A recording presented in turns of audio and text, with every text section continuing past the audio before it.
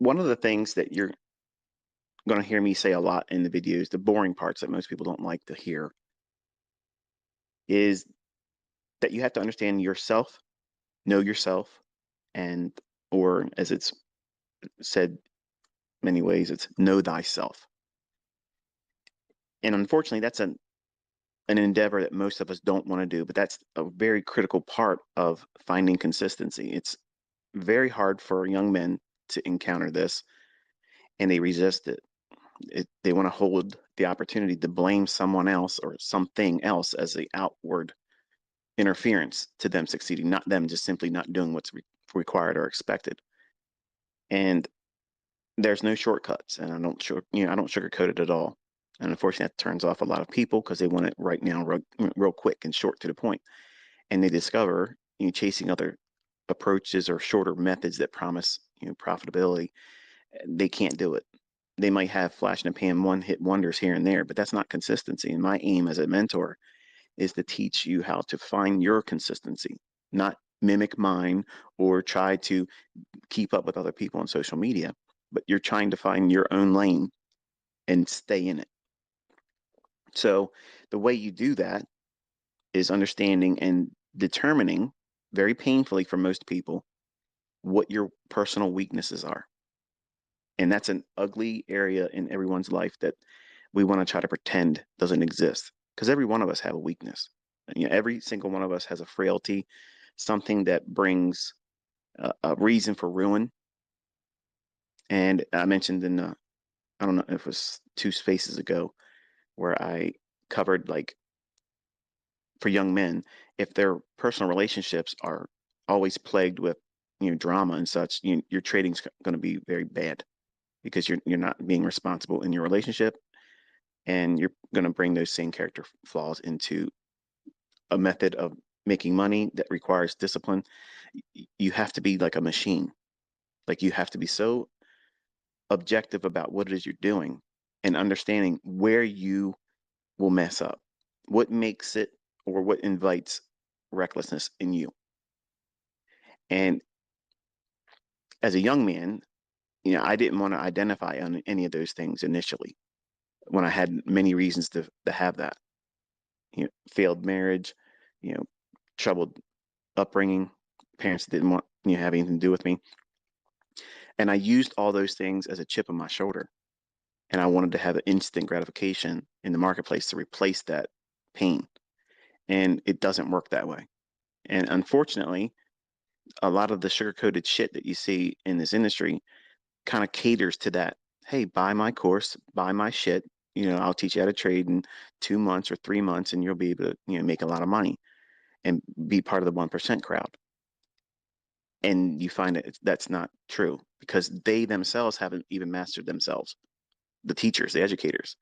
But they put this mask on, hide it. I don't ever wear a mask like that. I literally come out here, and every time I talk to you, I'm talking from real world experience, embarrassments, failures, things I've done, blown accounts. I don't ever hide any of that stuff, because you all have to endure those types of things and figure out what it is that's going to cause you ruin, what is going to derail you.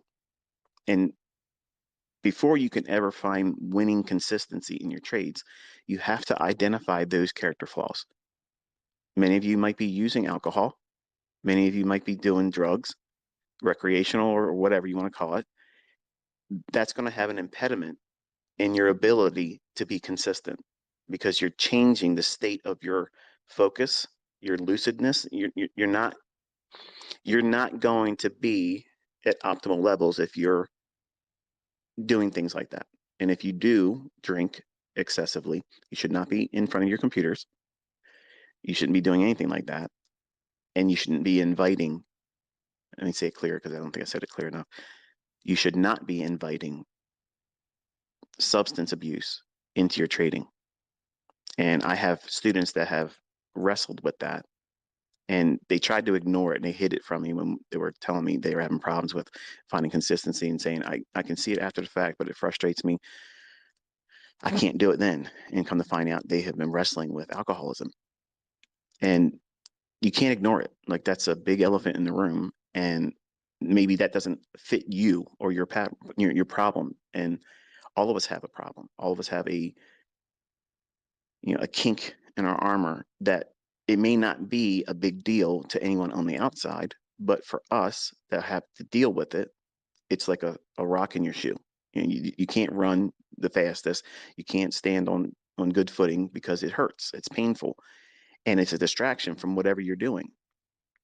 So if that's an endeavor that you're fearful of, you need to get over that. Find out what it is that is a problem for you.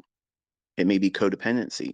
You may need to be with someone for, you know, companionship. And if you don't have it, it makes you lonely. It makes you feel anxious.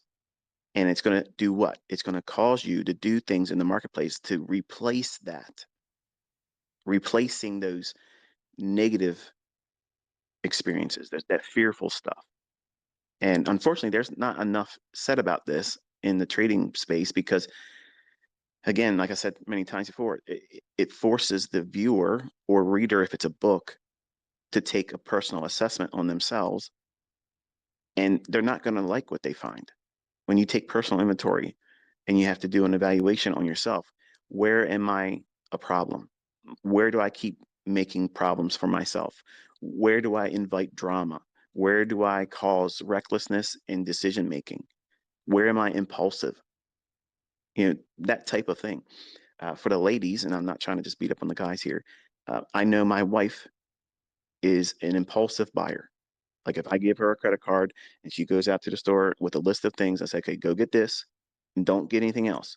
Okay. Well, you know what that means. I'm not getting everything on the list because she's seen something else that she wants to get, and it's better for us to have that. And then 20 other things. Oh, I saw this thing. Look at this. This was 40% off. Yeah, I could have saved the other 60% if you didn't buy that. Okay. That's a better deal. That's the better savings. Okay. But women generally tend to be impulsive as a spender. And that might be a problem, not for many, but it may be a problem for female traders that become impulsive about doing something beyond what they took out of the marketplace. And what do I mean by that? I have women that I've trained, and a few of them, uh, Grazi, shout out to you.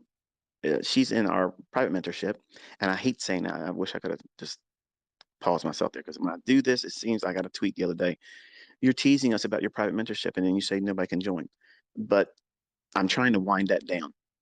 I don't do videos for them, and I'm actually doing all my teachings publicly now. So they're in this group with you, learning.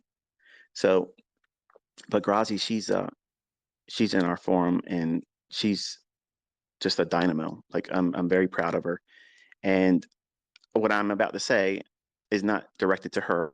And to be quite honest with you, I wouldn't even know if it was a case for her or not.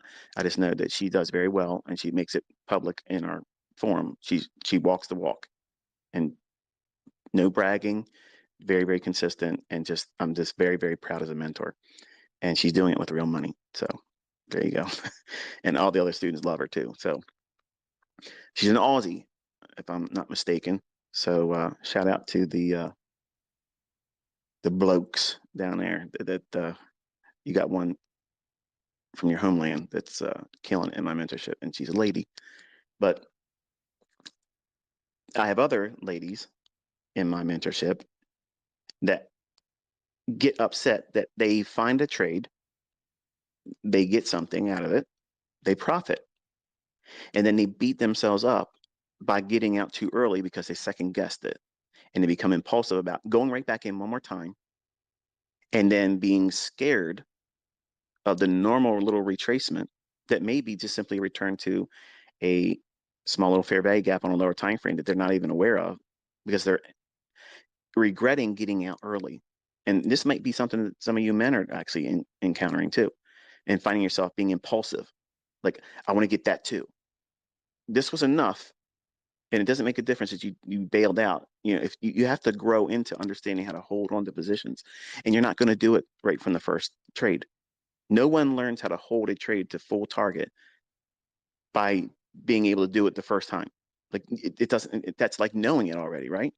But unfortunately, our brains as human beings, We like to convince ourselves that, we can do it in a shorter span of time. We can do it faster than someone else. And that's the cup of tea right now. Everybody wants to learn ICT stuff quicker, shorter to the point. And then I guarantee you, you're not going to get the results you're looking for. You're going to have to go right back through all this stuff I've told you to do.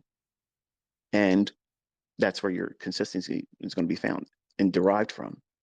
But if you're finding yourself being impulsive and trying to go back in to get a little bit more of the move that you didn't hold on for, that's showing you a character flaw.